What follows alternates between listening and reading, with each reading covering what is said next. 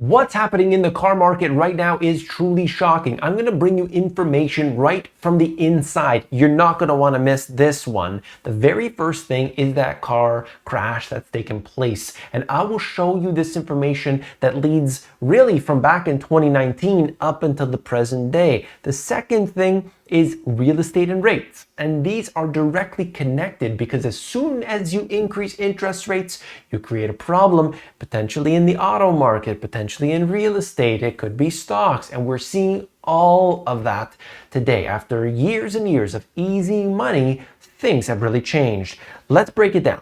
I want to show you what's going on here in this example. They're talking about Carvana. This one company, their stock had declined by something like 97%, and it seems like they're trying to get rid of their vehicles. Carvana may have just quietly started liquidating. The company is now advertising its retail inventory to wholesale dealers. Look at the $5,000 price difference. Wild times. At the bottom here, he just basically says these are all retail ready cars being advertised to other dealers, likely at a big loss. So this is an example of what happens when you enter these times, these difficult times. That's just one company, that's Carvana, but I need to break something down for you just a sec. But as you know, if you've been watching this channel a while, I don't just look at one aspect and waste your time for 10 minutes. I am going to show you each aspect and each detail that you need to know. These are the new car loans amount financed. This is going up along with inflation, along with interest rates. You can see that this has become truly excessive. This never slowed down. This has always been going up. A few things to note here. I'll show you this as well. This is a new 60-month auto loan national average rate that has gone beyond 6.5%. So the total amount that people are borrowing is rising. The rate that people are paying is high, at least, where we've been in the past few years. And so people are, what they're doing is basically stretching the payments over the longest allowable period. So they can only afford, let's say, $500 a month for their beautiful BMW. They say, okay, but what if I just pay that off over 7 years instead of 3 or 4 years, how it was before? Okay, that's a wonderful thing. So they're doing that, and they're able to kind of, keep within their means, if you want to think about it like this, but they're stretching that out. So instead of having it paid off in a few years, they're paying it off much longer. But the way they see it is, hey, I can afford it, right? It's only $500. So it's something that people need to realize, like, is it affordable? Is it manageable? Just like the national debt and so on. Depends how you look at it. It really does. So you've got the rate of interest increasing, and of course, as this goes up, this puts additional pressure on much more people. A lot of people are borrowing a lot of money. If it's their mortgage, whether it's their car loans, whether it's basically their credit cards and so on, you're seeing this all over the place. Now, car repossessions are on the rise and a warning sign for the economy after auto repossessions tumbled during 2020. And by the way, let me interject, they don't put that here, but you remember all the moratoriums that were put in place? Oh yeah, you can't do this, you can't do that. Well, now those are all gone and we're seeing issues. Issues are popping up all over the place, right? They're now approaching their pre-2020 levels, with industry analysts worried that the trend will continue. Of course, as long as interest rates remain high, there will be problems. But I guess, according to Fitch, the ratings agency, that's not going to happen. Established subprime auto loan asset-backed security issuers to remain resilient in a slowing economy. I kind of remember a few things about this in 2006 and 2007 related to the subprime of real estate. Now, real estate and auto loans, very different, but I just wanted to show that to you because the rating agencies, which kind of dropped the ball back in 2007, well, they're mentioning the same thing again. Take what you want from that. Here we have the big one. I need to break this down for you today. When you see what's going on inside of the auto market, I believe this is a big warning sign. I will waste no time. Let's get into it. Let me see. This right here, This morning, I discovered something extremely alarming happening in the car market, specifically in auto lending. I'm now convinced that there is a massive wave of car repossessions coming in 2023. Here's what I discovered. Okay, it's a little bit long. Let me get through it as best I can. Over the past 2 years, many people took out exorbitant loans on cars. Car values were inflated and frankly still are to some extent. But many people simply had no choice and bought an overpriced car. You remember that all throughout? I was talking about this on the channel. Car valuations are now plummeting. Some cars have declined in value as much as 30% year over year. That's from a peak number, but it's still shocking.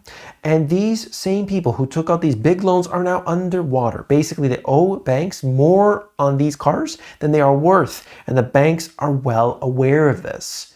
But there's no easy solution. You can't just put the genie back in the bottle. Now, this is where it gets really, really interesting. Check it out. Every Friday, I conduct a team meeting. This morning, one of our general managers opened up DealerTrack, a portal that dealers use to communicate with auto lenders, and highlighted something very concerning. 9 of our lending partners have started waiving, quote, open auto stipulations for consumers. Wait, what does that mean, right? This isn't, just check this out. Hypothetical scenario. Number 1, consumer takes out an auto loan in 2020, 2021, an overvalued car.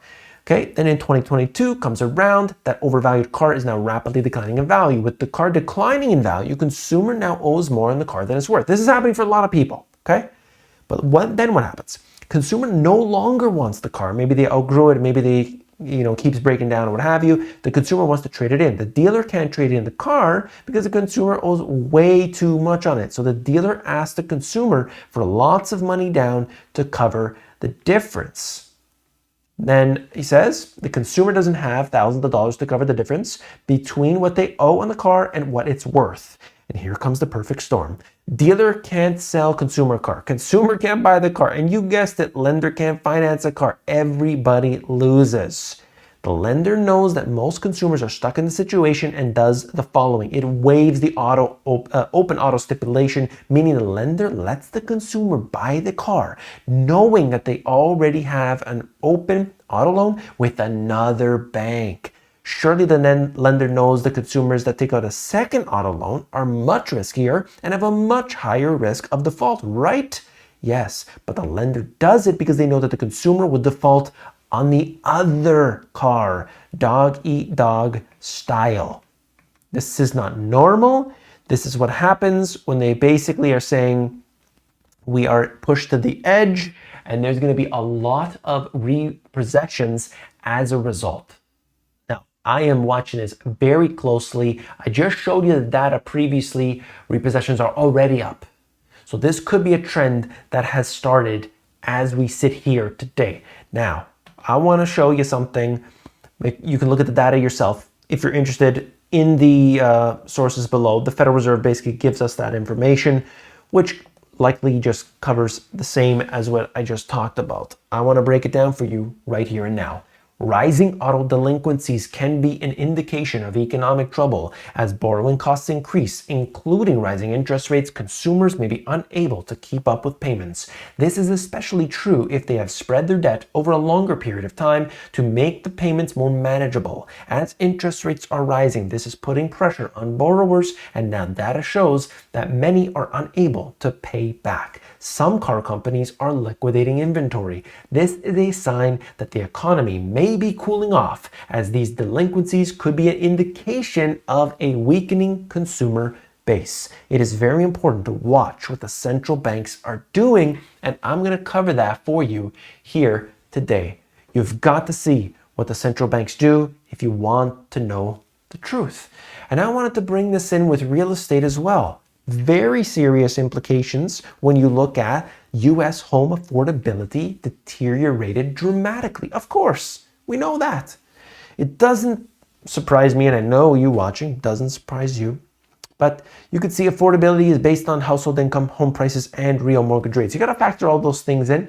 If you live in the middle of nowhere, let's say, and your job might not pay much, but your home is $100,000, that's a big difference than if you look at somebody in San Francisco earning the same wage. Okay, so all I'm trying to show you that basically it's declining rapidly. That's all. The numbers itself, as far as I'm concerned, don't matter so much. The median US bank is tightening lending standards. Of course, you see interest rates rising. They're trying to get a little bit more strict in some ways, and actually under the table, they're trying to loosen up a little bit. And US total bank credit growth has turned negative, the exact opposite of what China is doing. I would really love to know who else out there in YouTube land is talking about the reversal of how China is going in one direction and the whole world seems to be going in this other direction. They're stimulating. China is stimulating on every level today. And I think I have that chart loaded up or that article loaded up. But look at the difference. This is so important, massively important. 3 of the world's most influential central banks slowed their pace of interest rate hikes this week, acknowledging easing price pressures, but stressing that their jobs stamp out inflation is far from over. You see the Fed, ECB, Bank of England, important 50 basis points all on the same page. Why? Because all central banks are always in communication. They always work together. Do not believe that they act separately. That is just not the case. And you could look at it across the world where we are at today. The Fed, 425 basis points on the bottom end.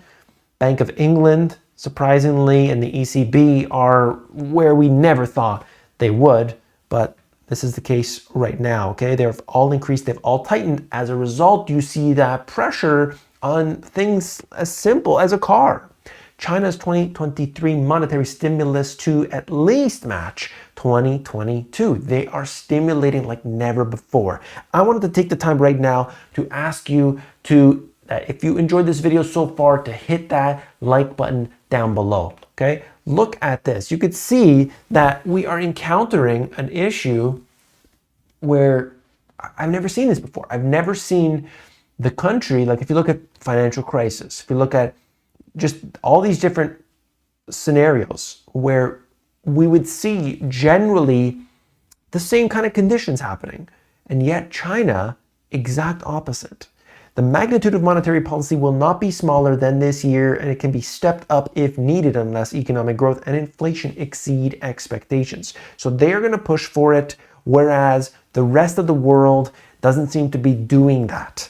And this tells a very important story, and I'm interested to see. It goes back from 2020 as China, again, went the opposite direction of everybody else. They didn't stimulate as much, anyway, in 2020 as the rest of the world. The engine that China was, the manufacturing, really took off. I believe they kind of sensed that that would occur during that period, but it's anybody's best guess. Look, what we're seeing right now is actually chaotic because nobody really knows what happens when you've got these trillions upon trillions of debt and then you add on a reasonable level of interest rate. Just think about that for a sec. Try to spend that time to think, it's not a good thing. And what you have to do is you have to worry about your debt. If it's variable, yes, we might look out into the future and say a year from now, maybe they'll start cutting interest rates. I don't know. But for you, the person out there, if you're on variable, if you've got a lot of high interest rate debt, you got to do your best to get rid of that. It is just too heavy on anybody to be dealing with this right now. Okay. If you found it informative, hit that like, but don't forget to subscribe. I'll see you tomorrow. Take care.